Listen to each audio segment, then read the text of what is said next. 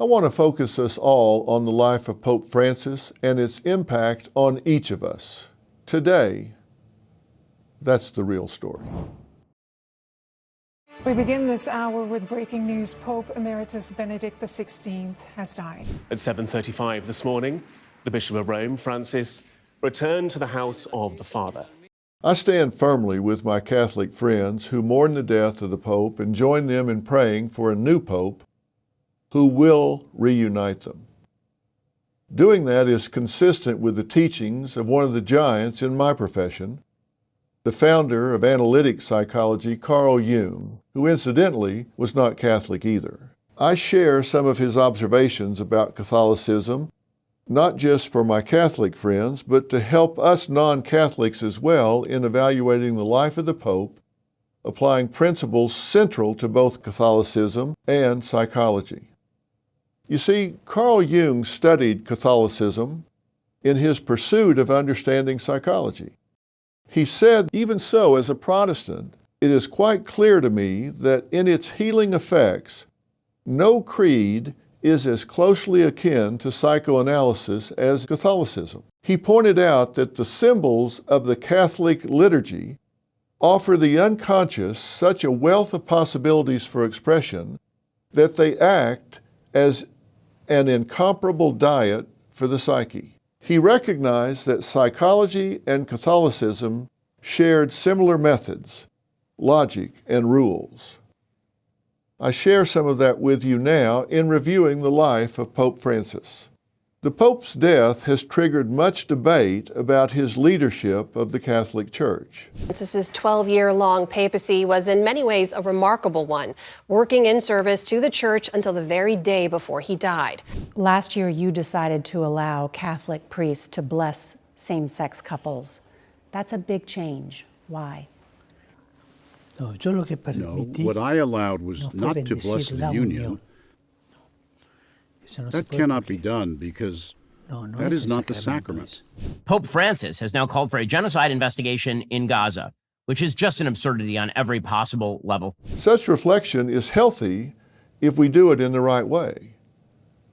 During the period of time when I used my training in psychology as a trial consultant, it was common for us to spend time after a case was completely done, over and tried, to analyze what we had done well during the trial and what we could have done better. We called it a post-mortem, a phrase particularly appropriate now when applied to looking back on the life of Pope Francis. There is no shame in making mistakes, you see, either in psychology or religion. There is only shame in not learning from them. So as with his life, Pope Francis now blesses us with the opportunity to learn from his mistakes, a mere mortal himself. Perhaps his most criticized remark was, quote, "Who am I to judge?" As the vicar of Christ, his critics said that surely he had the right to judge, perhaps even the obligation to condemn.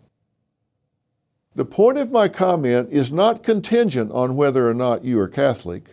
And again, I, by the way, am not. My point is how we can learn if we do think a mistake has been made.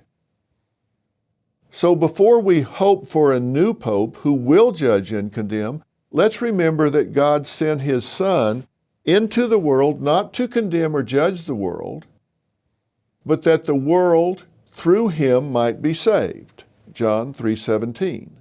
When Christ himself was asked by a group of men whether it was right for them to stone a woman who had been caught in the act of adultery, he said, quote, "Let he who is without sin cast the first stone." After the men had all left, none having cast a stone at her, he told the woman, "Neither do I condemn you." But he did not stop there. While loving the sinner, he nevertheless did not bless her sin. He did not tell her it was no sin. He didn't say that at all. Rather, his last words to her were, "Go and sin no more." John 8:11. That same principle is the most foundational rule of modern psychology. Never reward bad behavior. The real question is what you decide is bad behavior. So today I pray for a new pope who will neither condemn the sinner nor bless the sin. And having been trained as a psychologist, I hope that we will all do the same in our own lives, even when we do not agree on what is or is not bad behavior. We should all agree that we need not love everything about a person in order to love that person. Christ himself gave us a new commandment that we love one another as he loved us. John 13:34. A new commandment I give you, that you love one another, as I have loved you, that you also love one another.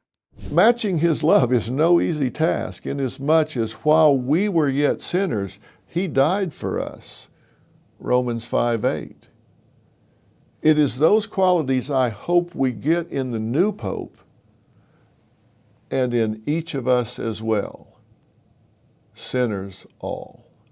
Wherever you're getting the real story, make sure you subscribe and follow. I'll see you tomorrow.